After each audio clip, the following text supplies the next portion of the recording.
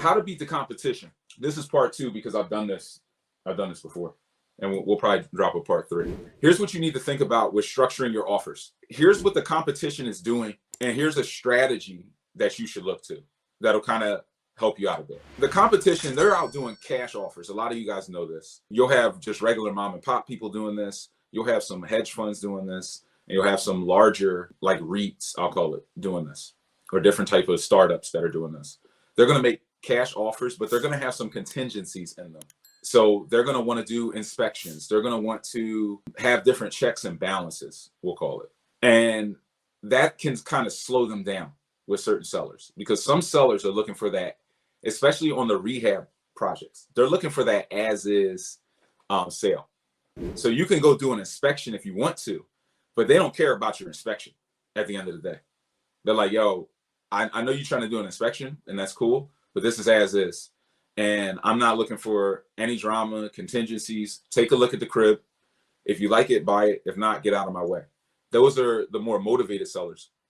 So we just have to look at that, right? In terms of your strategy, go with no contingencies. Somebody like me is floating around out there, and every offer I put out, there's absolutely no contingency. So even if you come with a cash offer and you're like, hey, I'll do cash, but I really, I want this inspection. I need a 10-day inspection period, and I need I got to do my radon test. And some people want to do that. They want to bring in the inspector. I got a certified inspector coming in. I paid him $500.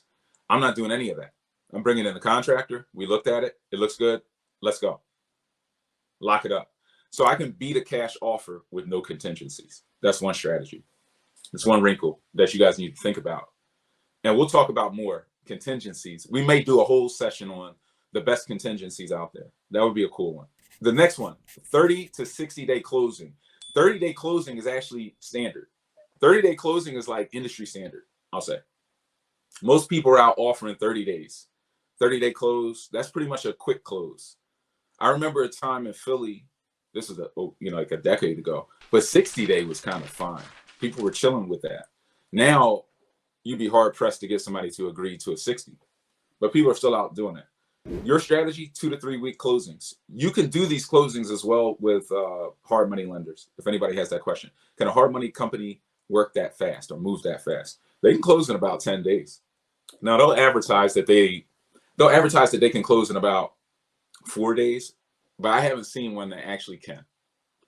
Next, the competition is usually putting out small earnest money deposits. And when I do my volume offers, I'm usually doing that too, because I'm doing volume offers.